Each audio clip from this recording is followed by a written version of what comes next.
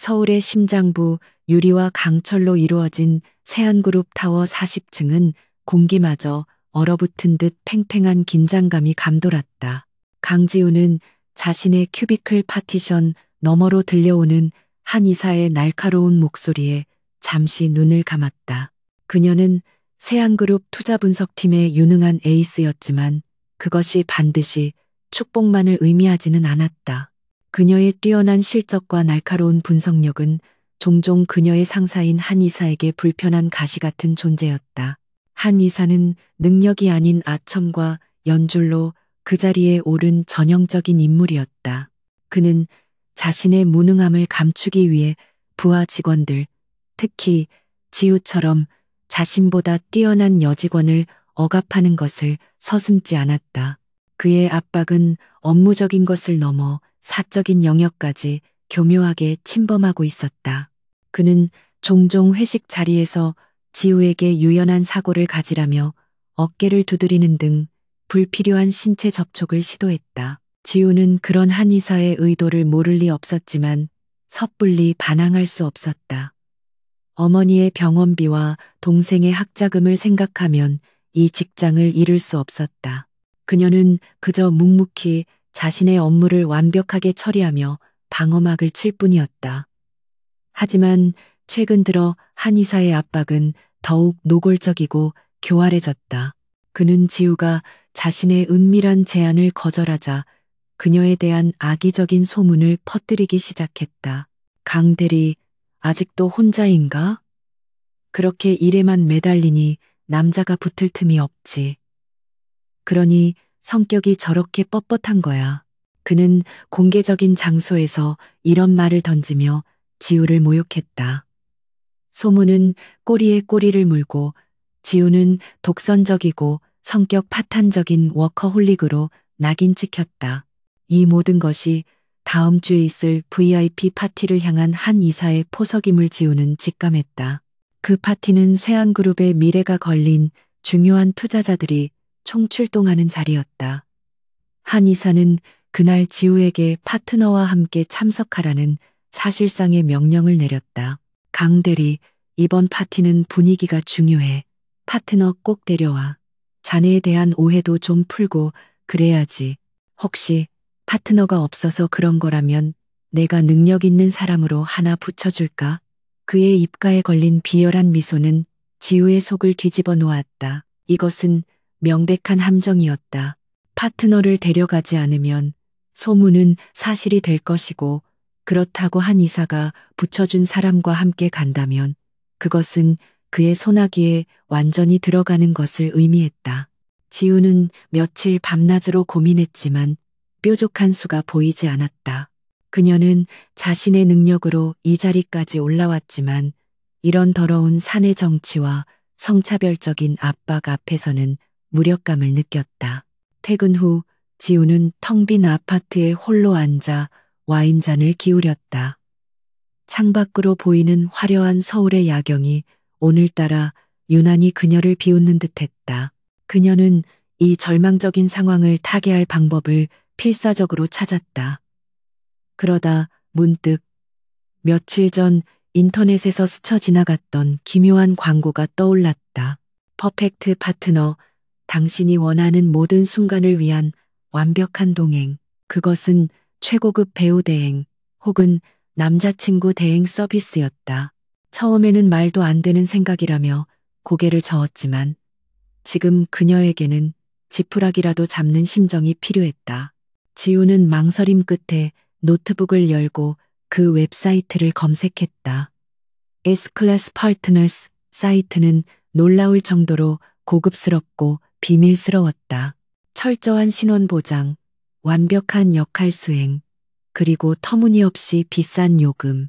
지우는 마른 침을 삼켰다. 이것은 도박이었다. 하지만 이대로 한 이사에게 무너질 수는 없었다. 그녀는 고객 후기 대신 파트너 프로필 섹션을 클릭했다. 수십 명의 남성 프로필이 화면을 채웠다.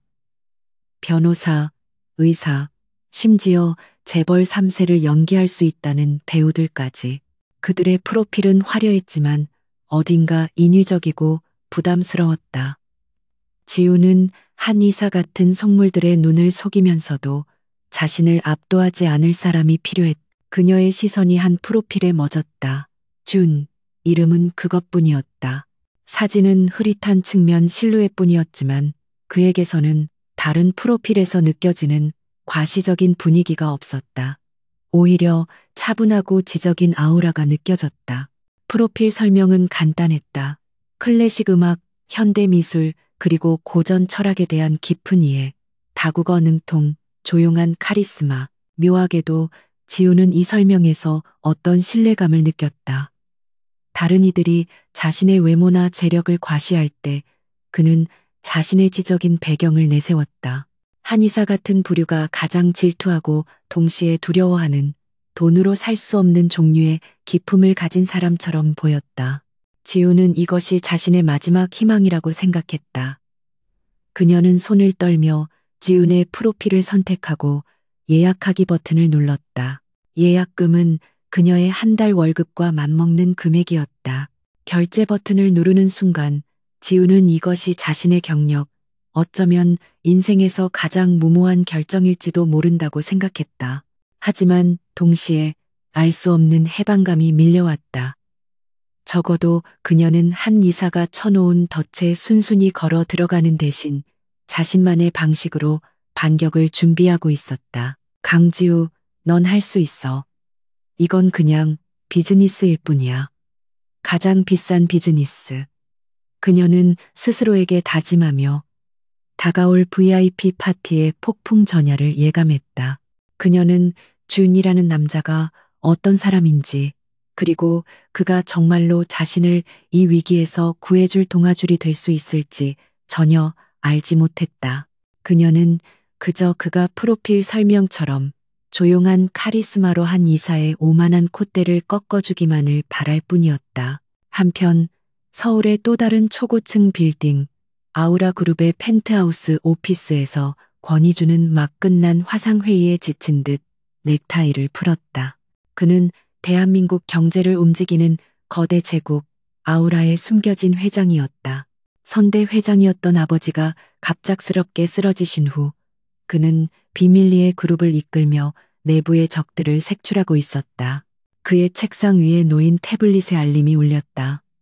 그가 개인적인 호기심과 정보 수집을 위해 부업처럼 운영하던 S클래스 파트너스의 VIP 예약 신청이었다. 그는 가끔 이 서비스를 통해 평소에는 만날 수 없는 다양한 인간 군상을 접하며 시장의 흐름을 읽곤 했다. 하지만 이번 예약은 조금 달랐다. 의뢰인의 요청 사항이 매우 구체적이고 절박했기 때문이다. 오만하고 권위적인 상사 앞에서 나를 지켜줄 지적이고 기품 있는 파트너. 권희주는 강지우라는 이름과 그녀가 근무하는 세안그룹의 이름을 흥미롭게 바라보았다. 세안그룹은 최근 그가 주목하고 있던 기업이었다. 내부 비리와 자금 횡령의 징후가 뚜렷했지만 겉으로는 완벽하게 포장되어 있었다. 그는 준이라는 가명으로 이 의뢰를 직접 수락하기로 결정했다. 어쩌면 이 절박한 여성의 의뢰가 자신이 찾던 세안그룹 내부의 문을 열어줄 열쇠가 될지도 몰랐다. 지우는 예약 확인 메일을 받고 나서야 비로소 숨을 돌릴 수 있었다. 이제 주사위는 던져졌다. 그녀는 자신의 운명을 건도박에 모든 것을 걸었다. 한 이사의 비열한 웃음과 준이라는 미지의 남자의 실루엣이 그녀의 머릿속에서 교차했다. 다가오는 파티는 단순한 사교 행사가 아니라 그녀의 모든 것을 건 전쟁터가 될 것이었다. 그녀는 주먹을 꽉 쥐었다. 절대로 무너지지 않을 것이다. 그녀는 다시 노트북을 열어 세안그룹의 최근 투자 보고서를 검토하기 시작했다. 어떤 상황에서도 자신의 본분인 분석가 강지우를 잃지 않는 것이 그녀가 가진 가장 강력한 무기였다.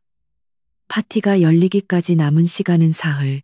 그녀는 완벽한 파트너 지훈을 만나기 전에 자신이 먼저 완벽하게 준비되어 있어야 했다. 이 게임의 주도권은 결코 한 이사에게 넘겨줄 수 없었다.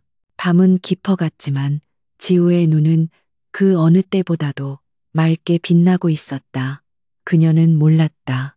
자신이 고용한 이 남자친구 대행이 단순한 연기자가 아니라 대한민국을 움직이는 거대한 힘의 중심에 서 있는 남자라는 것을, 그리고 이 우연한 만남이 그녀의 인생뿐만 아니라 거대한 부패의 사슬을 끊어낼 거대한 폭풍의 시작이 될 것이라는 것을. 파티가 열리는 최고급 호텔의 그랜드 볼룸은 그야말로 부와 권력의 향연장이었다. 천장을 뒤덮은 거대한 크리스탈 샹들리에가 쏟아내는 눈부신 빛 아래 대한민국의 정재계를 움직이는 인물들이 화려한 드레스와 턱시도, 차림으로 삼삼오오 모여 샴페인 잔을 부딪히고 있었다. 공기 중에는 값비싼 향수와 음식 냄새, 그리고 이 모든 것을 압도하는 야망과 위선의 기운이 감돌았다. 강지우는 호텔 입구에서 약속된 파트너 준을 기다리며 마른 입술을 적셨다. 그녀는 오늘 밤을 위해 아껴두었던 가장 단정한 네이비색 실크 드레스를 입었지만 이 화려한 맹수들 사이에서 자신이 초라한 먹잇감처럼 느껴지는 것은 어쩔 수 없었다. 그녀가 손목시계를 확인하며 초조해할 무렵 부드러우면서도 단단한 목소리가 그녀의 이름을 불렀다. 강지우 씨? 지우가 고개를 돌렸을 때 그녀는 순간 숨이 멎는 것을 느꼈다. 주는 프로필 사진의 흐릿한 실루엣과는 비교도 안 될 만큼 압도적인 존재감을 뿜어내고 있었다. 완벽하게 재단된 다크 그레이 수트는 그의 넓은 어깨와 곧은 체형을 돋보이게 했고, 셔츠의 커프스링크는 요란하지 않으면서도 고급스러운 빛을 발했다. 하지만 지우의 시선을 사로잡은 것은 그의 눈빛이었다. 깊고 차분하면서도 모든 것을 꿰뚫어 보는 듯한 그 눈은 지적인 카리스마 그 자체였다.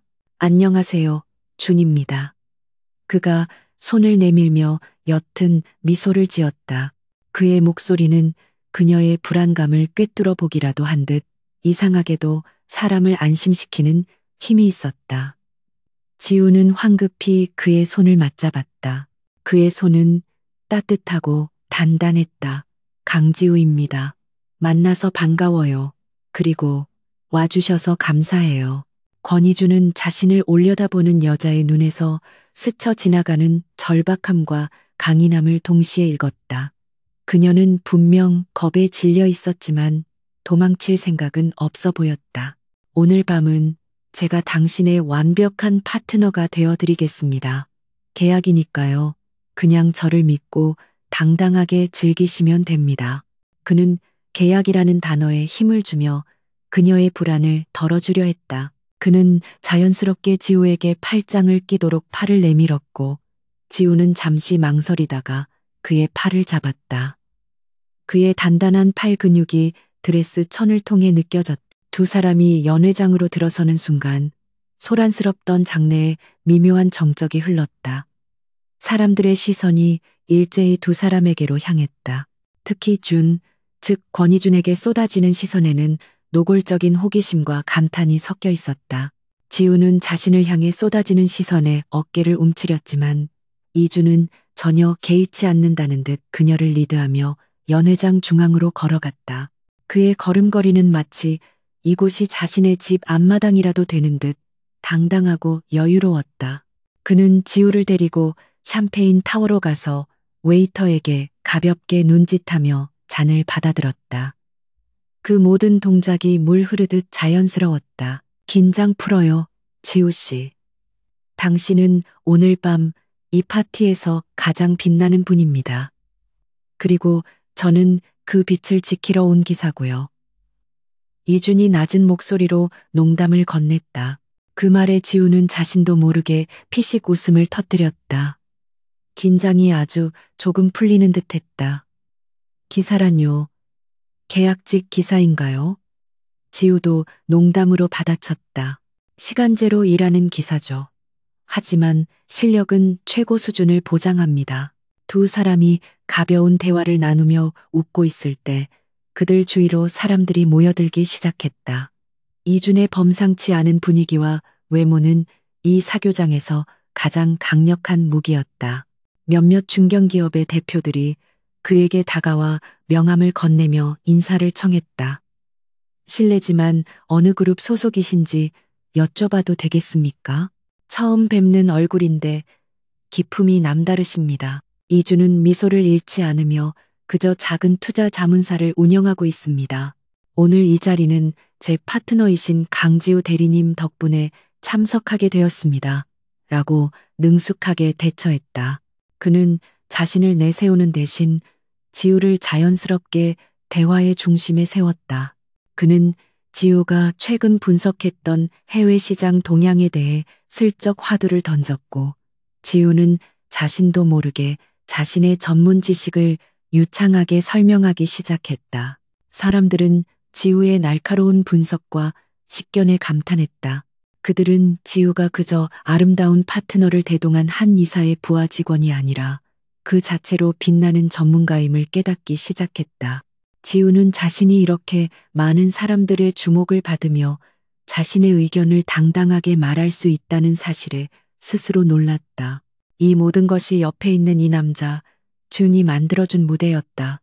바로 그때 모든 불행의 근원인 한 이사가 그들 앞에 나타났다.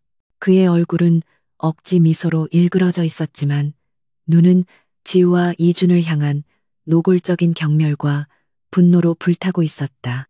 그는 이준의 위아래를 훑어보며 마치 시장에서 물건을 감정하듯 거만한 태도를 보였다. 오, 강대리, 드디어 파트너를 구했나 보네. 어디서 저렇게 번지르르한 친구를 데려왔어? 노골적인 모욕이었다. 지우의 얼굴이 하얗게 질렸다. 그녀가 반박하려 입을 여는 순간 이준이 그녀의 손을 가볍게 감싸주며 한 걸음 앞으로 나섰다. 그의 움직임은 조용했지만 그가 뿜어내는 기세의 한 이사는 자기도 모르게 주춤거렸다. 처음 뵙겠습니다. 강지우 씨의 파트너 준입니다. 한 이사님 되십니까? 말씀 많이 들었습니다. 이준의 목소리는 여전히 부드러웠지만 그 안에는 얼음장 같은 냉기가 서려 있었다. 아, 내 얘기를 들었다고? 무슨 얘기? 한 이사는 비열하게 웃으며 이준의 어깨를 툭 쳤다. 강 대리가 내 밑에서 아주 혹독하게 구르고 있다는 얘기라도 들었나? 그는 자신이 이 구역의 왕이라는 것을 과시하고 싶어 안달이 난 듯했다. 이준은 한 이사의 손을 차갑게 쳐다보며 미소를 지었다. 아니요. 강 대리님께서는 이사님의 남다른 안목에 대해 자주 말씀하셨습니다. 그는 잠시 말을 멈추고 한 이사가 차고 있는 시계를 힐끗 보았다. 예를 들면 그 시계처럼 말입니다. 파텍 필립 5270G. 아주 희귀한 모델이죠. 특히 저 다이얼은 커스텀 오더로만 제작되는 것으로 아는데 이사님의 취향이 참 독특하시군요. 한 이사의 얼굴이 미세하게 굳어졌다. 그 시계는 그가 불법적인 거래를 통해 리베이트로 받은 출처가 불분명한 물건이었다. 그것을 아는 사람은 극히 드물었다. 자네, 시계에 대해 좀 아는가 보지? 그가 당황한 기색을 감추며 말했다. 이주는 샴페인 잔을 우아하게 들어 올렸다. 조금요. 하지만 저는 시계보다는 그림에 더 관심이 많습니다. 이주는 고개를 돌려 연회장 벽에 걸린 거대한 추상화를 가리켰다. 마크 로스코의 작품이군요. 하지만 저건 진품이 아니라 아주 정교하게 만들어진 트리뷰트 작품입니다. 진품이라면 저렇게 조명에 노출시켜서는 안 되죠. 세안그룹의 컬렉션 수준이 이 정도밖에 안 된다는 것이 조금 실망스럽군요. 안 그렇습니까, 이사님? 그의 목소리는 크지 않았지만 주변의 모든 사람들이 들을 수 있을 만큼 명료했다. 사람들의 시선이 일제히 한 이사에게로 향했다. 한 이사는 방금 전까지 지우를 모욕하며 의기양양했던 모습은 온데간데 없이 얼굴이 불그락불그락해졌다. 그는 이 그림이 회장의 지시로 걸린 모작이라는 것을 알고 있었지만 그것을 저렇게 공개적으로 지적당할 줄은 몰랐다. 자네, 지금 무슨 말을 하는 거야? 감히 세안의 안목을 한 이사가 목소리를 높이려 했지만 이주는 그의 말을 가볍게 잘랐다. 오해하지 마십시오. 저는 그저 사실을 말했을 뿐입니다. 훌륭한 분석가는 언제나 진실을 꿰뚫어 보는 법이죠. 그렇지 않습니까, 강 대리님? 그가 지우를 향해 부드럽게 미소 지었다. 지우는 이 모든 상황이 믿기지 않았다. 주는 단 몇 마디 말로 단 한 번의 물리적 접촉도 없이 한의사의 오만한 기세를 완벽하게 꺾어버렸다. 그는 한의사가 가장 자랑스러워하는 부와 허영의 상징 시계를 꿰뚫어보고 그의 무지함, 그림을 만천하에 공개했다. 이것은 완벽한 지적 KO승이었다. 한의사는 더 이상 그 자리에 서 있지 못하고 실례하겠다는 퉁명스러운 말을 남긴 채 씩씩거리며 자리를 피했다. 그의 등 뒤로 사람들의 조소와 수군거림이 따랐다. 지우는 얼떨떨한 표정으로 이준을 바라보았다. 도대체 어떻게 하신 거예요? 이준은 어깨를 으쓱하며 대답했다. 저는 그저 제 지식을 활용했을 뿐입니다. 계약 조건에 파트너를 지켜줄 것이라고 명시되어 있었으니까요.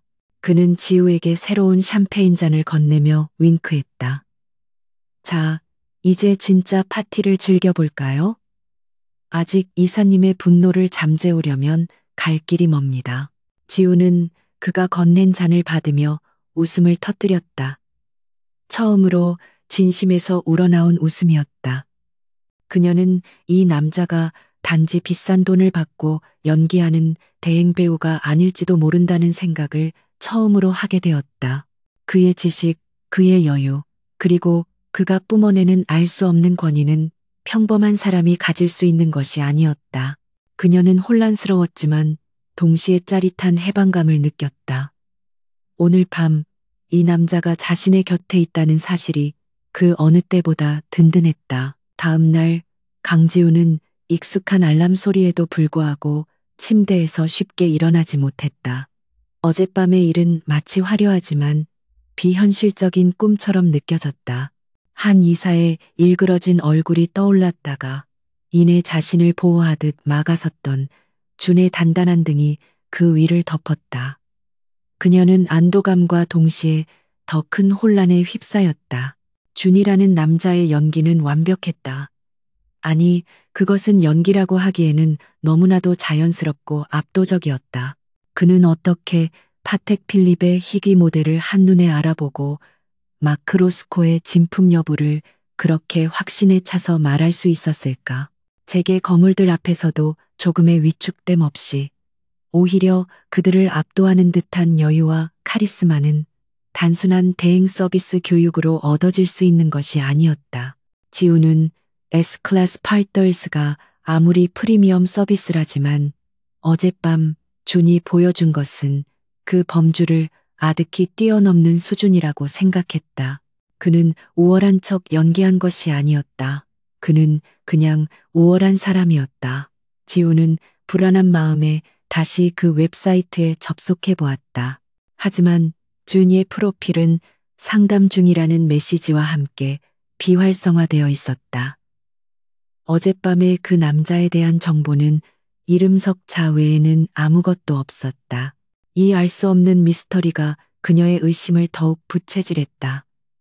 그는 도대체 누구일까? 같은 시각 세안그룹 타워 40층 한의사의 사무실은 폭풍이 휩쓸고 간 듯했다. 최고급 원목 책상 위에는 서류가 어지럽게 흩어져 있었고 바닥에는 값비싼 도자기가 산산조각 나 있었다. 한 이사는 붉게 충혈된 눈으로 창밖을 노려보며 거친 숨을 몰아쉬었다. 어젯밤 수많은 VIP 앞에서 겪었던 굴욕은 그의 오만함에 지울 수 없는 상처를 남겼다. 그의 분노는 강지우, 그리고 감히 자신의 심기를 건드린 준이라는 정체불명의 사내를 향해 활활 타올랐다. 감히 나를 모욕해? 그는 당장이라도 강지우를 해고하고 싶었지만 그녀가 맡고 있는 프로젝트의 중요성 때문에 그럴 수도 없었다. 하지만 준이라는 놈은 달랐. 그는 그저 강지우가 고용한 비급 배우에 불과할 것이라 확신했다. 한 이사는 비서에게 전화를 걸어 거칠게 명령했다. 김 실장, 당장 들어와. 잠시 후 음흉한 인상의 사내가 조용히 사무실로 들어섰다. 그는 한 이사의 온갖 더러운 뒤씨를 처리해주는 해결사였다.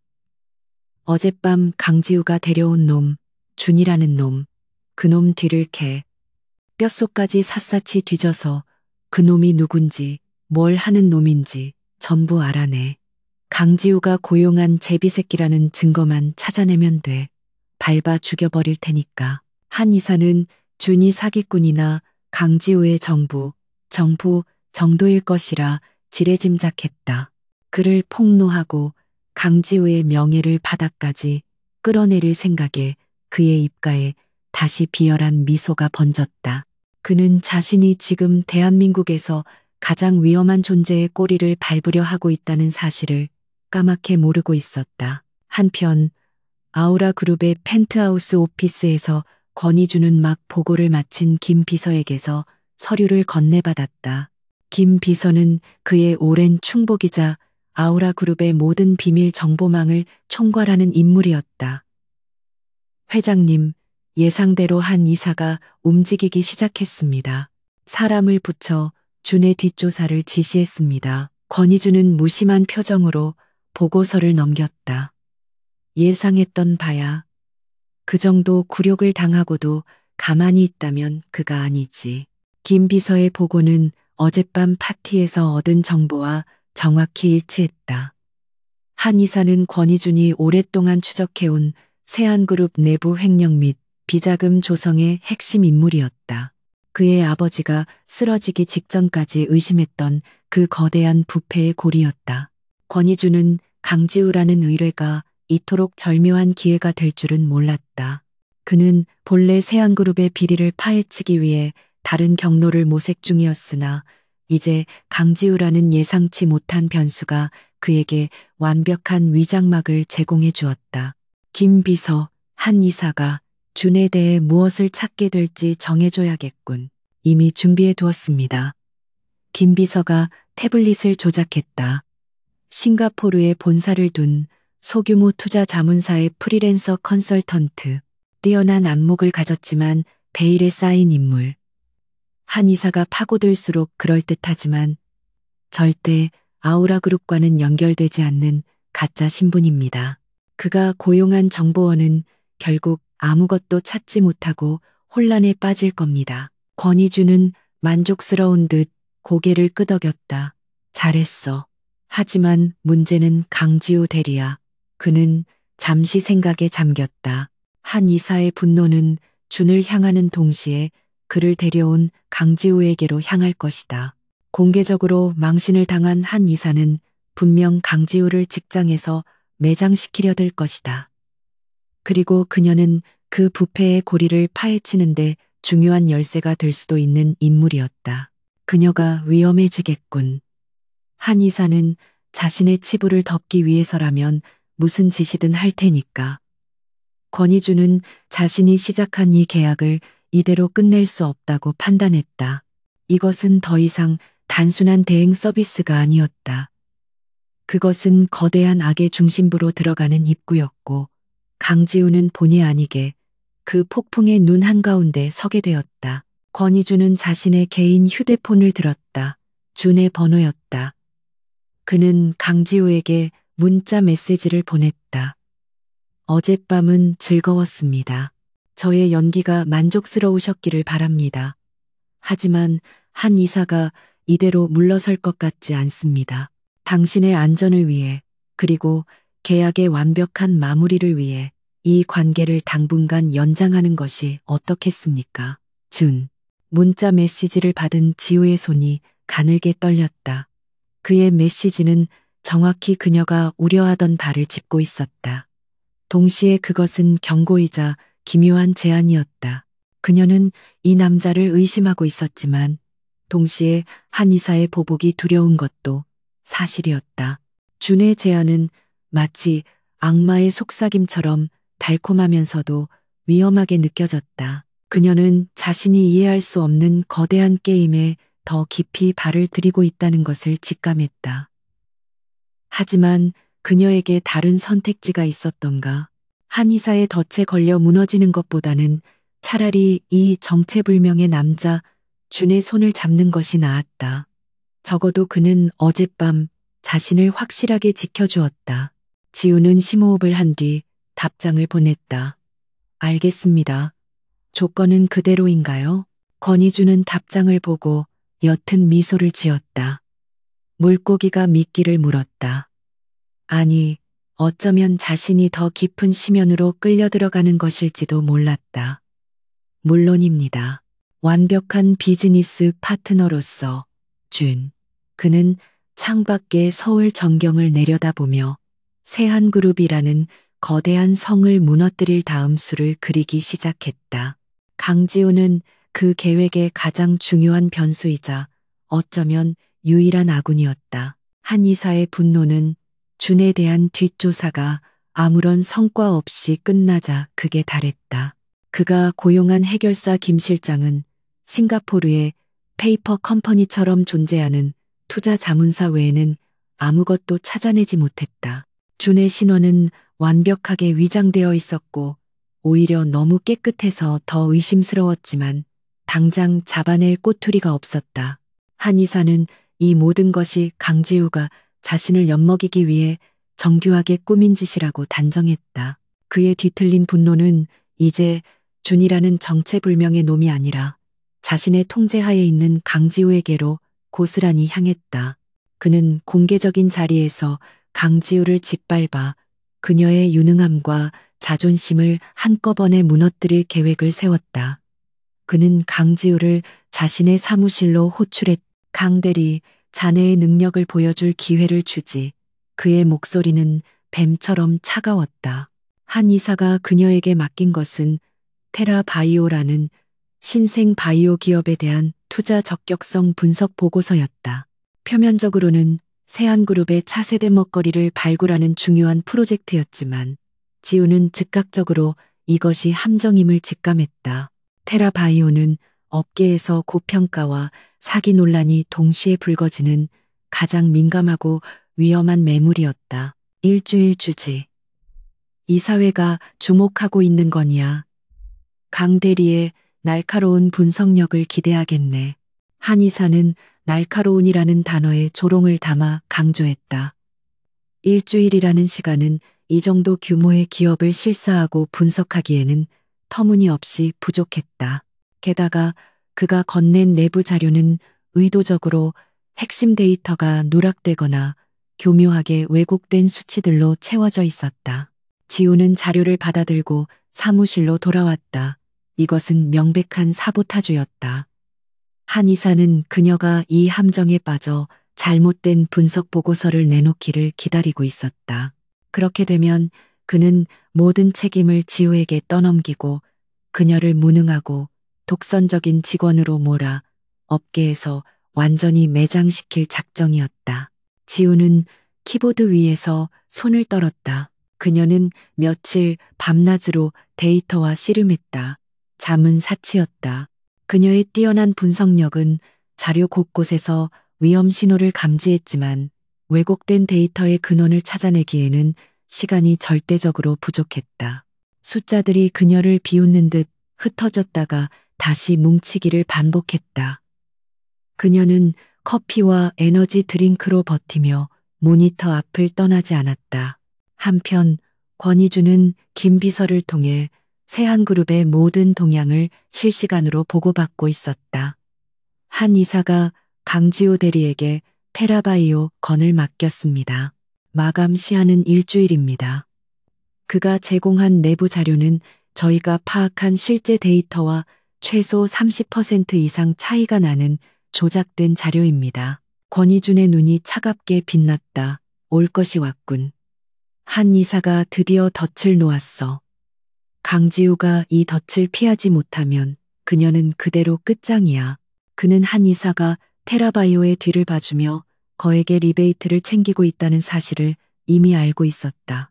한 이사는 지우를 이용해 테라바이오에 대한 긍정적인 보고서를 받아내려 하거나 혹은 지우가 진실을 파헤치려 할 경우 그녀를 함정에 빠뜨려 제거할 생각이었다. 권희주는 이대로 강지우가 무너지도록 내버려 둘 수 없었다. 그녀는 이제 단순한 계약 파트너가 아니었다. 그녀는 이 거대한 부패의 사슬을 끊어낼 수 있는 내부의 칼날이 될 가능성을 지니고 있었다. 하지만 그가 회장 권희준으로서 직접 개입할 수는 없었다. 그는 다시 준이 되어야 했다. 그날 밤 자정을 넘긴 시각, 지우는 도저히 풀리지 않는 데이터 앞에서 절망감에 빠져 있었다. 그녀는 잠시 바람이라도 쐴 겸 회사 근처 24시간 카페를 찾았다. 텅 빈 카페에 들어선 그녀는 익숙하면서도 낯선 뒷모습을 발견하고 걸음을 멈췄다. 노트북으로 무언가를 열중해서 보던 남자가 고개를 돌렸다. 준이었다. 이런 시간에 여기서 뵙네요. 지우가 놀란 표정으로 말했다. 이준은 마치 그녀를 기다렸다는 듯 태연하게 일어섰다. 지우 씨야말로 안색이 좋지 않군요. 요즘 많이 힘드십니까? 그는 계약 연장을 핑계로 그녀의 안부를 묻는 것이 자연스러웠다. 지우는 이 우연이 어쩐지 필연처럼 느껴졌지만 지금은 누군가에게라도 기대고 싶은 심정이었다. 그녀는 그의 맞은편에 앉아 뜨거운 아메리카노 잔을 감쌌다. 조금 복잡한 프로젝트를 맡아서요. 숫자들이 제멋대로 춤을 추는 것 같아요. 그녀는 구체적인 내용은 말하지 않았지만 그녀의 목소리에는 깊은 피로와 좌절감이 묻어났다. 이주는 그녀를 지그시 바라보며 입을 열었다. 가끔 숫자는 진실을 말하는 대신 그것을 조작하는 사람의 의도를 반영하기도 하죠. 그는 마치 혼잣말처럼 혹은 오래전의 경험담을 이야기하듯 말을 이어갔다. 예전에 싱가포르에서 비슷한 건을 컨설팅한 적이 있습니다. 표면적으로는 완벽한 바이오 신약 개발 회사였죠. 임상 데이터도 훌륭했고요. 하지만 아무도 그 데이터가 도출된 연구 환경에 대해서는 주목하지 않았더군요. 지우의 눈이 반짝였다. 연구 환경이라뇨? 이주는 커피를 한 모금 마시고 말을 이었다. 네, 그들은 임상 데이터 자체는 조작하지 않았습니다. 대신 임상에 사용된 대조군의 데이터를 교묘하게 오염시켰죠. 특정 성분을 미량 투입해서 대조군의 효과를 현저히 떨어뜨린 겁니다. 그러니 상대적으로 신약의 효과가 극대화되어 보일 수밖에요.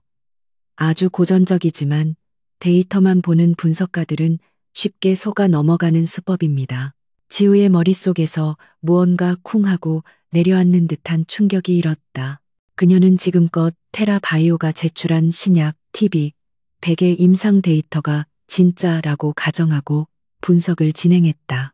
하지만 만약 준의 말처럼 대조군 데이터가 오염된 것이라면? 그렇다면 이 모든 모순적인 수치들이 완벽하게 설명되었다. 그녀는 자신이 얼마나 어리석었는지 깨달았다. 한 이사가 건넨 자료는 신약 데이터가 아니라 대조군 데이터를 숨기기 위한 미끼였을지도 모른다. 지우 씨, 이준이 그녀의 창백한 얼굴을 보며 걱정스러운 듯 불렀다. 지우는 자리에서 벌떡 일어섰다. 고마워요, 준 씨. 정말 고마워요. 저 지금 당장 확인해 봐야 할 게 생겼어요. 그녀는 카페를 뛰쳐나가다시피 했다. 그녀의 뒷모습을 바라보는 이준의 입가에 옅은 미소가 걸렸다. 그는 김 비서에게 강 대리가 미끼를 물었다. 이제 한 이사가 숨겨둔 진짜 데이터를 찾을 수 있도록 길을 열어줘 라는 문자를 보냈다. 그가 우연히 그녀에게 흘린 힌트는 아우라 그룹의 정보팀이 며칠간 테라바이오를 파헤쳐 알아낸 핵심 정보였다. 사무실로 돌아온 지우는 미친 듯이 키보드를 두드렸다. 그녀는 준의 조언대로 테라바이오의 임상 대조군 데이터를 집중적으로 파고들었다. 그리고 마침내 발견했다. 한 이사가 건넨 자료에는 존재하지 않았던 서버 깊숙한 곳에 숨겨져 있던 원본 대조군 로그 파일. 그 파일에는 이준이 말한 특정 성분의 투입 기록이 고스란히 남아 있었다. 이것은 단순한 실수나 오류가 아니었다. 명백한 데이터 조작이자 사기였다.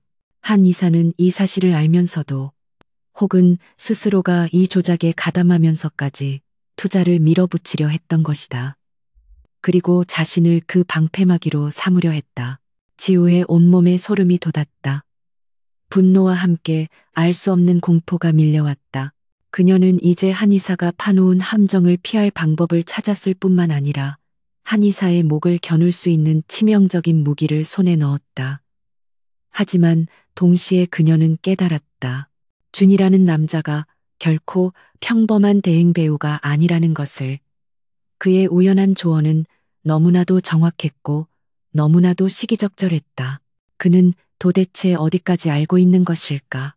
지우는 흔들리는 눈으로 모니터에 떠 있는 증거 파일과 조금 전 준에게서 온 "너무 무리하지 마세요.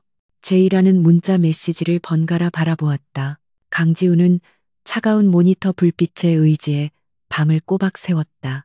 그녀가 발견한 테라바이오의 원본 대조군 로그 파일은 한의사의 목을 겨눌 수 있는 칼날인 동시에 언제 터질지 모르는 시한폭탄과도 같았다. 이 증거는 한 이사가 단순한 업무 태만을 넘어 적극적으로 사기 행각에 가담했음을 명백히 입증했다. 그는 이 조작된 데이터를 이용해 이사회를 속이고 거액의 투자금을 유치한 뒤 자신의 리베이트를 챙길 작정이었던 것이다. 지우는 자신이 거대한 범죄의 한복판에 서 있음을 깨달았다. 그녀는 이제 이 사실을 어떻게 보고해야 할지, 아니, 보고할 수는 있는 건지조차 확신할 수 없었다. 이 보고서를 그대로 제출한다면 한 이사는 자신을 살려두지 않을 것이다.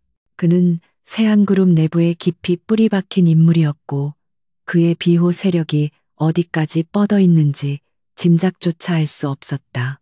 하지만 준이 얼굴이 떠올랐다. 그의 우연한 조언이 아니었다면 그녀는 지금쯤 한 이사의 덫에 걸려 모든 것을 잃었을 것이다. 그는 도대체 누구일까? 왜 자신을 도왔을까? 그 역시 이 거대한 음모의 일부일까? 의심과 감사가 뒤엉켜 그녀의 머릿속은 터질 듯 복잡했다. 그녀는 준이 보낸 무리하지 말라는 문자를 몇 번이고 다시 읽었다. 그것은 경고일까? 아니면 진심 어린 걱정일까? 마침내 보고서 마감일 아침이 밝았다. 지우는 밤새 2개의 보고서를 작성했다.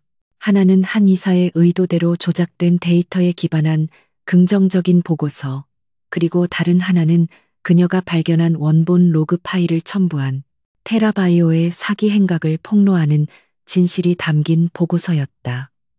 그녀는 2개의 USB를 주머니에 넣고 지옥으로 향하는 발걸음처럼 무겁게 사무실로 향했다. 그녀가 엘리베이터에서 내리자마 SP, S, 헬텅 루아텅, 바오 컹컹를 통해 긴급 공지가 울려 퍼졌다. 투자 분석팀 강지우 대리는 즉시 10층 대회 의실로 오시기 바랍니다. 다시 한번 알립니다. 목소리는 이례적으로 긴박했다. 심장이 바닥까지 곤두박질 치는 것 같았다. 10층 대회의실은 이사회 임원들만 사용하는 가장 중요한 회의가 열리는 장소였다. 지우가 떨리는 손으로 대회의실 문을 열었을 때 그녀는 그곳에 모인 인물들을 보고 숨을 삼켰다. 긴 테이블 끝에는 한 이사가 앉아 있었고 그의 옆으로는 재무이사, 전략기획본부장 등 회사의 최고 실세들이 모두 자리하고 있었다. 그들은 모두 지우를 차갑고 날카로운 눈빛으로 쏘아보고 있었다. 이것은 단순한 보고자리가 아니라 심판대였다. 강대리, 늦었군. 한 이사가 입을 열었다. 그의 목소리에는 승리감마저 감돌았다. 테라바이오 건에 대해 강대리가 이사회에 할 말이 있다고 해서 이 귀한 분들을 모셨네. 어디 한번 자네의 그 뛰어난 분석력을 들려줘 보게. 그는 지우가 감히 자신을 배신할 증거를 찾았을 리 없다고 확신하며 그녀가 궁지에 몰려 횡설수설하는 모습을 즐길 준비가 되어 있었다. 지우는 입술을 깨물었다. 지금 진실이 담긴 보고서를 꺼내는 것은 자살행위였다. 하지만 거짓 보고서를 내미는 순간 그녀는 한 이사의 공범이 되는 것이었다. 그녀가 망설이며 어떤 USB를 꺼내야 할지 고민하는 바로 그 순간이었다. 육중한 회의실 문이 거칠게 열렸다. 모든 사람의 시선이 문으로 향했다. 회의실에 들어선 것은 세안그룹의 박 회장이었다. 그는 대한민국 재계에서도 호랑이로 불리는 인물이었지만 지금 그의 얼굴은 사색이 되어 있었다. 그는 마치 누군가를 안내하듯 문가에서 깎듯이 허리를 굽히고 있었다. 이쪽입니다, 회장님. 박 회장의 입에서 나온 회장님이라는 호칭의 회의실 안의 모든 임원들이 의아한 표정을 지었다. 그리고 그 남자가 들어섰다. 박 회장의 극진한 안내를 받으며 회의실로 들어선 사람은 완벽한 맞춤 수트 차림에 얼음장처럼 차가운 표정을 한 준이었다. 그는 더 이상 지우가 알던 친절한 대행 파트너가 아니었다. 그의 뒤로는 낯익은 얼굴의 김비서와 검은 양복을 입은 경호원들이 병풍처럼 따르고 있었다. 지우의 세상이 멈췄다. 그녀의 눈이 믿을 수 없다는 듯 흔들렸다. 아니, 저 남자는 누구인가? 어째서 박 회장이 그에게 저토록 굽실거리는가? 회의실의 모든 임원들 역시 술렁거리기 시작했다. 오직 한 이사만이 상황 파악을 못하고 소리쳤다. 당신은 누군데 감히 이 신성한 이사회에 박 회장님, 이자는 대체 누굽니까? 권희주는 한 이사의 고함을 무시한 채 회의실을 천천히 둘러보았다. 그의 시선이 마지막으로 모든 것이 정지된 듯 굳어버린 강지우에게 머물렀다. 그의 눈빛은 차가웠지만 그 깊은 곳에서 아주 미세한 동요가 스쳐 지나갔다. 그는 지우를 지나쳐 테이블 상석, 박 회장의 자리로 걸어가 태연하게 앉았다. 박 회장이 떨리는 목소리로 입을 열었다. 여기 계신 분들께 소개가 늦었습니다. 이분은 아우라그룹의 권희준 회장님이십니다. 아우라그룹, 그 이름이 터져나오자 회의실은 찬물을 끼얹은 듯 조용해졌다. 아우라그룹은 대한민국 경제를 좌지우지하는 1위 재벌, 그 정점에 있지만 단 한 번도 언론의 모습을 드러내지 않았던 베일 속의 총수, 그가 바로 권희준이었다. 한 이사의 얼굴에서 핏기가 사라졌다. 그는 자신이 어젯밤 모욕을 주었던, 그리고 뒷조사를 시켰던 비급 배우가 대한민국 최고의 권력자였다는 사실을 깨닫고 의자에서 거의 쓰러질 뻔했다. 권희준이 마침내 입을 열었다. 그의 목소리는 낮고 조용했지만 회의실 전체를 압도했다. 세안그룹에 대한 아우라그룹의 투자는 박 회장님과의 오랜 인연 때문이었습니다. 하지만 최근 그 신뢰를 좀먹는 쥐새끼들이 있다는 보고를 받았습니다. 그의 차가운 시선이 한 이사에게 향했다. 한 이사, 맞습니까? 테라바이오에 대한 당신의 남다른 안목에 대해 보고받았습니다. 권희주는 어젯밤 파티에서 한 이사가 했던 말을 그대로 돌려주었다. 그는 김 비서에게 눈짓했고 김 비서는 회의실 스크린에 자료를 띄웠다. 그것은 한 이사가 테라바이오 측과 리베이트를 주고받은 내역, 그리고 그들이 주고받은 이메일 원본이었다. 그리고 권희준의 시선이 다시 지우에게 향했다. 강지우 대리, 당신이 찾은 그 원본 로그 파일이 이 퍼즐의 마지막 조각이었습니다. 지우는 온몸에 전율을 느꼈다. 그가 다 알고 있었다. 처음부터 그녀가 카페에서 그를 만난 것도, 그가 흘린 힌트도 모두가 그의 계획의 일부였다. 그는 그녀를 이용한 것이었다. 권희주는 일어섰다. 한 이사, 당신이 저지른 횡령과 배임, 그리고 데이터 조작 혐의에 대해서는 아우라그룹의 법무팀과 검찰이 판단할 것입니다. 문 밖에서 대기하고 있던 검찰 수사관들이 들이닥쳐 망연자실한 한의사의 양팔을 붙잡았다. 모든 것이 순식간에 정리되었다. 임원들은 공포에 질려 고개도 들지 못했다. 오직 강지우만이 멍하니 선 채 이 모든 폭풍의 중심에 서 있는 남자 권희준을 바라보고 있었다. 자신이 하룻밤의 파트너로 고용했던 남자, 자신에게 결정적인 힌트를 주었던 남자, 그리고 지금 거대한 제국의 냉혹한 군주로 자신의 앞에 서 있는 남자. 준의 가면은 벗겨졌고 권희준이라는 거대한 진실이 그녀를 압도했다. 대회의실의 육중한 문이 닫히고 한의사를 끌고 나간 수사관들의 발소리가 멀어지자 숨막히는 정적이 감돌았다. 공포에 질린 임원들은 감히 고개도 들지 못하고 권희준의 처분만을 기다리고 있었다. 권희준은 그들을 차갑게 한번 훑어본 뒤 박 회장에게 나직이 말했다. 박 회장님, 나머지 분들은 모두 내보내시죠. 지금부터는 아우라그룹과 세안그룹의 공식적인 대화가 아닙니다. 그의 목소리에는 거부할 수 없는 힘이 실려 있었다. 박 회장은 황급히 손을 저어 임원들을 내보냈다. 뿔뿔이 흩어지는 그들의 뒷모습은 마치 혼비백산한 쥐떼와도 같았다.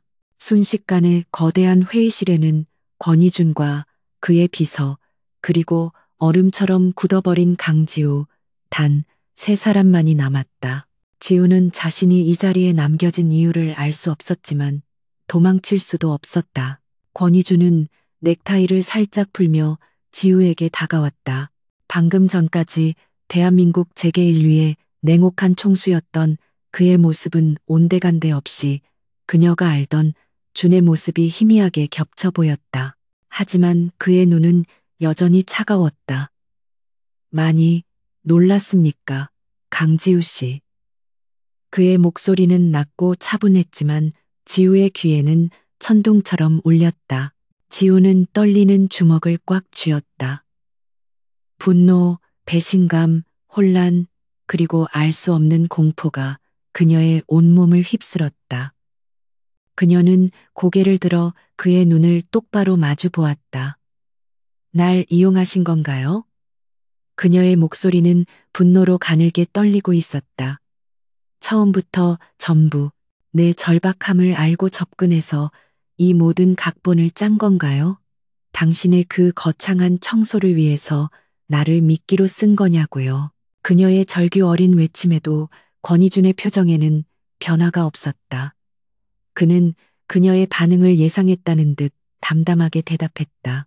이용이라기보다는 강 대리님이 스스로 폭풍의 중심부로 걸어 들어온 겁니다. 나는 그저 그 길을 조금 안내했을 뿐입니다. 그의 대답은 지우의 분노에 기름을 부었다. 안내? 내 절박한 상황을 가지고 장난을 친 게 고작 안내라고요? 장난이라고 생각합니까? 권희준의 목소리가 순간 날카로워졌다. 강지우 씨가 어젯밤 발견한 그 로그 파일, 그것이 세안그룹 전체를 무너뜨릴 수 있는 증거의 시작이라는 건 압니까? 당신이 상대하려 했던 한 이사는 이 거대한 부패의 몸통을 가리기 위한 꼬리에 불과했습니다. 그는 김 비서에게 눈짓했고 김 비서는 회의실 스크린에 또 다른 자료들을 띄우기 시작했다. 스크린에는 지우가 상상조차 할 수 없었던 거대한 자금의 흐름, 유령 회사를 통한 비자금 조성 내역, 그리고 세한그룹의 주가를 조작하려는 외부 세력과의 내통 증거들이 적나라하게 펼쳐졌다. 세한그룹은 지금 것만 멀쩡할 뿐 속부터 썩어 문드러지고 있습니다. 한의사는 그저 그 썩은 부분을 파먹던 기생충이었을 뿐 진짜 문제는 훨씬 더 깊은 곳에 있습니다. 지우는 스크린에 떠 있는 데이터들을 보며 입술을 깨물었다. 그녀는 뛰어난 분석가였다. 그녀의 눈은 이 자료들이 진짜임을, 그리고 이 자료들이 의미하는 것이 무엇인지를 순식간에 파악했다. 세안그룹은 그녀가 생각했던 것보다 훨씬 더 심각한 위기에 처해 있었다. 어쩌면 회생 불가능할 정도로 한의사 같은 쓰레기를 쳐내는 건 간단합니다. 하지만 이 거대한 배가 침몰하는 것을 막으려면 내부에서 이 모든 것을 목격하고 증언해 줄 사람이 필요했습니다. 권희준의 시선이 다시 지우에게 고정되었다. 그리고 당신이 내 눈에 들어왔죠. 퍼펙트 파트너의 의뢰를 넣은 그 순간부터 지우는 허탈한 웃음을 터뜨렸다. 그래서 절 시험한 거군요. 한 이사의 덫에 걸려들지 않고 이 진실을 파헤칠 능력이 있는지, 그리고 그 진실을 감당할 용기가 있는지도. 그녀는 자신이 거대한 체스판 위의 말에 불과했다는 사실에 치를 떨었다.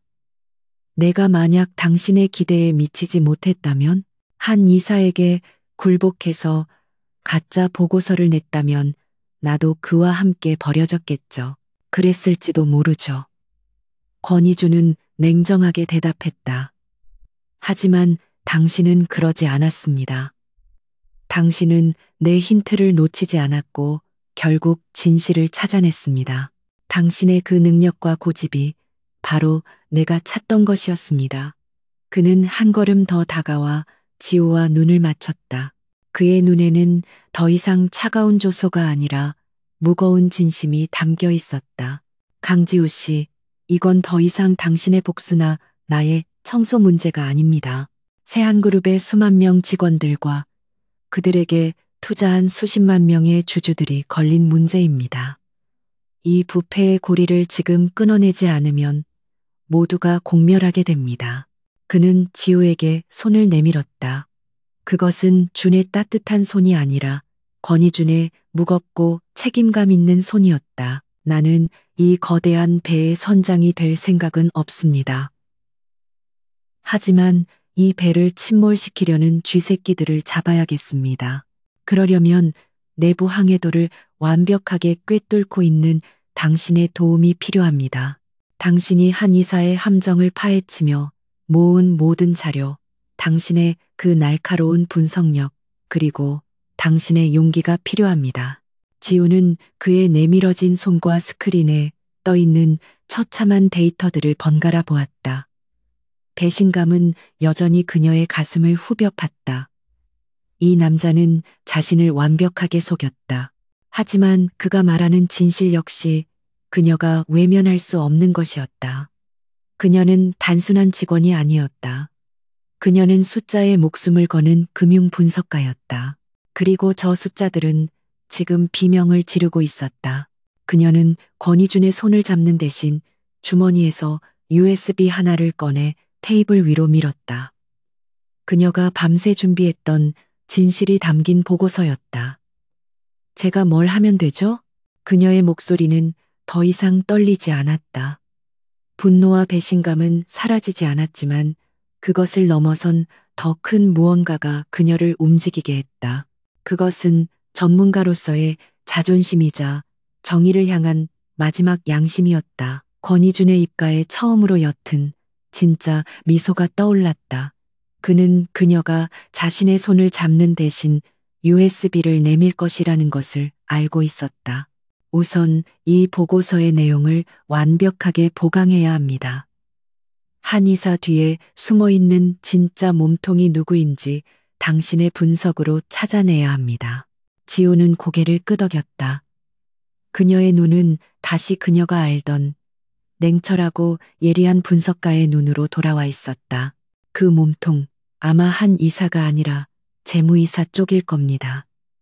테라바이오의 자금 흐름이 결국 그쪽 라인과 연결되어 있으니까요. 그녀는 이미 한 이사를 조사하며 더 큰 꼬리를 발견했던 것이다. 권희주는 감탄한 눈으로 그녀를 바라보았다. 역시 강지우 씨답군요. 두 사람은 더 이상 속고 속이는 관계가 아니었다. 거대한 적을 앞에 둔 가장 위험하고도 완벽한 불가피한 동맹이 결성되는 순간이었다. 그들은 스크린을 바라보며 세안그룹의 운명을 건 마지막 전쟁을 계획하기 시작했다. 시간은 화살처럼 흘러 강지우와 권희준이 세안그룹의 운명을 건 마지막 전투를 준비한 지도 일주일이 지났다. 아우라 그룹 타워 최상층, 외부와 완벽히 차단된 권희준의 비밀 집무실은 거대한 전쟁 상황실로 변해 있었다. 강지우는 이곳에서 밤낮을 가리지 않고 권희준의 최고 분석팀과 함께 재무이사 조상무가 이끄는 부패의 본체를 추적했다. 그녀의 날카로운 분석력과 내부 사정에 대한 이해는 권희준이 제공한 막강한 정보력과 결합해 무시무시한 시너지를 발휘했다. 그녀는 더 이상 절박한 계약자가 아니었다. 그녀는 이 거대한 작전의 핵심 브레인이었다. 권희준은 그녀가 데이터의 바다에서 조상무의 자금 흐름을 짚어낼 때마다 감탄을 금치 못했다. 그는 지우가 단순한 유능한 직원이 아니라 자신과 동등한 수준에서 전략을 논할 수 있는 파트너임을 인정하게 되었다. 두 사람 사이에는 팽팽한 긴장감과 함께 거대한 적을 앞에 둔 동지애, 그리고 그 이상의 미묘한 기류가 흐르고 있었다. 마침내 결전의 날이 밝았다. 세안그룹의 모든 이사진과 주요 주주들에게 그룹 경영 정상화를 위한 긴급 이사회 소집 공고가 전달되었다. 이사회 소집의 주체는 박 회장이었지만 그 뒤에 아우라 그룹의 권희준 회장이 있다는 것은 공공연한 비밀이었다. 한 이사의 구속 이후 아우라 그룹은 세안그룹의 부실 채권을 대량 매입하며 순식간에 최대 채권자이자 주요 주주로 등극했다. 회의실의 공기는 살얼음판처럼 차가웠다. 한 이사의 몰락으로 공석이 된 자리를 노리던 임원들, 그리고 자신들의 비리가 드러날까 전전긍긍하던 세력들, 그 중심에 조상무가 있었다. 그는 겉으로는 태연한 척 앉아 있었지만 초조하게 테이블을 두드리는 그의 손가락이 그의 불안을 드러내고 있었다. 그는 이것이 자신을 겨냥한 자리임을 직감하고 있었다. 회의가 시작되고 박 회장이 떨리는 목소리로 권희준 회장에게 발언권을 넘겼다. 권희준은 상석이 아닌 주주석에 태연하게 앉아 있었다. 오늘 저는 아우라 그룹의 회장으로서가 아니라 세안그룹의 미래를 걱정하는 주주로서 이 자리에 섰습니다. 그의 낮은 목소리가 회의실을 울렸다. 한 이사라는 썩은 가지 하나를 쳐냈지만 이 나무의 뿌리는 여전히 병들어 있습니다. 조상무가 기다렸다는 듯이 치고 나왔다. 권 회장님, 말씀이 지나치십니다. 한 이사의 일탈은 개인의 비리일 뿐 세안그룹 전체를 모욕하지 마십시오. 지금 권 회장님의 행보는 정상적인 투자라기보다는 경영권을 찬탈하려는 적대적 M&A로밖에 보이지 않습니다. 그의 선동에 몇몇 임원들이 동조하듯 고개를 끄덕였다. 권희준은 그들의 반발을 예상했다는 듯 옅은 미소마저 지었다. 적대적 M&A라 좋습니다. 그렇다면 이 적대적인 상황을 만든 장본인에게 직접 물어보는 것이 좋겠군요. 그는 회의실 문을 향해 눈짓했다. 강지우 실장, 들어오시죠. 모든 임원들의 시선이 문으로 향했다. 강 대리가 아닌 강 실장이라는 호칭에 조 상무의 눈이 가늘어졌다. 문을 열고 들어선 사람은 더 이상 불안에 떨던 강지우가 아니었다. 완벽하게 재단된 검은색 정장을 입은 그녀의 눈은 그 어떤 임원보다도 냉철하고 자신감에 차 있었다. 그녀는 권희준의 옆자리가 아닌 발표자 연단으로 당당하게 걸어갔다. 그녀의 손에는 그녀와 권희준의 팀이 일주일간 완성한 진실이 담긴 태블릿이 들려 있었다. 저 여자가 감히 어디라고. 조 상무가 소리쳤지만 지우의 차분한 목소리가 그의 말을 덮었다. 전 투자분석팀 강지우입니다. 그리고 지금부터 제가 분석한 세안그룹의 진짜 재무 상태에 대해 브리핑하겠습니다. 그녀는 스크린에 첫 번째 차트를 띄웠다. 그것은 지난 5년간 세안그룹의 현금 흐름과 조 상무가 관리하던 해외 페이퍼 컴퍼니 10곳의 자금 흐름을 완벽하게 일치시킨 도표였다. 조 상무의 얼굴이 하얗게 질렸다. 저건 조작이야. 말도 안 되는 소리. 지우는 그를 돌아보지도 않고 다음 장표를 넘겼다. 조작이라고 하신다면 이 송금 내역서와 이메일도 조작이란 말씀이십니까? 스크린에는 조상무가 테라바이오에 사기 행각을 묵인하는 대가로 페이퍼 컴퍼니를 통해 거액의 자금을 수수한 내역이 적나라하게 드러났다. 이것은 한 이사 건과는 비교도 안 되는 거대한 스케일이었다. 조 상무는 한 이사를 방패막이 삼아 뒤에서 그룹 전체를 갉아먹고 있었던 것이다. 지우의 발표는 단순한 폭로가 아니었다. 그것은 숫자로 이루어진 가장 날카로운 칼날이었다. 그녀는 조 상무가 어떻게 주가를 조작하려 했는지, 그리고 그 자금으로 다른 임원들을 어떻게 매수했는지, 그 모든 연결고리를 단 하나의 의혹도 남기지 않고 완벽하게 증명해냈다. 회의실은 물을 끼얹은 듯 조용해졌다. 지우의 마지막 말이 쐐기를 박았다. 결론적으로 조 상무님을 비롯한 재무이사회의 특정 라인은 지난 5년간 약 2천억 원에 달하는 회사 자금을 횡령했습니다. 이것은 단순한 비리가 아니라 세한그룹이라는 배의 밑바닥에 구멍을 낸 명백한 침몰 행위입니다. 발표가 끝나고 지우는 멍하니 서 있는 조 상무를 지나쳐 권희준에게로 걸어갔다. 그녀가 자신의 임무를 다했다는 듯 그를 바라보자 권희준은 비로소 자리에서 일어났다. 그는 박수를 치는 대신 박 회장에게 고개를 돌렸다. 박 회장님, 이제 결단을 내리실 시간입니다. 저들이 바로 권 회장님이 우려하시던 진짜 쥐새끼들입니다. 박 회장은 떨리는 손으로 인터폰을 들었다. 보안팀 그리고 로비에서 대기 중인 분들 모두 회의실로 올라오라고 하게. 잠시 후 회의실 문이 열리고 검찰 수사관들이 다시 들이닥쳤다. 조 상무와 그와 연루된 임원들은 한 이사보다도 더 처참한 표정으로 끌려나갔다. 거대한 부패의 뿌리가 마침내 뽑혀나가는 순간이었다. 그로부터 몇 주가 지났다. 세한그룹은 아우라그룹의 긴급 자금 수혈과 권희준이 파견한 전문 경영인 팀에 의해 빠르게 안정을 되찾아갔다. 강지우는 모든 사태가 수습되는 것을 보고 조용히 사직서를 제출했다. 그녀는 자신의 역할을 다했지만 이 모든 폭풍의 중심에서 너무 많은 것을 보았고 너무 지쳐 있었다. 그녀가 마지막으로 짐을 챙기던 날 저녁 텅 빈 사무실에 익숙한 구두 소리가 울렸다. 권희준이었다. 그는 더 이상 냉혹한 회장이나 비밀스러운 준이 아닌 그저 한 남자의 얼굴을 하고 있었다. 가시는 겁니까? 그가 조용히 물었다. 지우는 고개를 끄덕였다.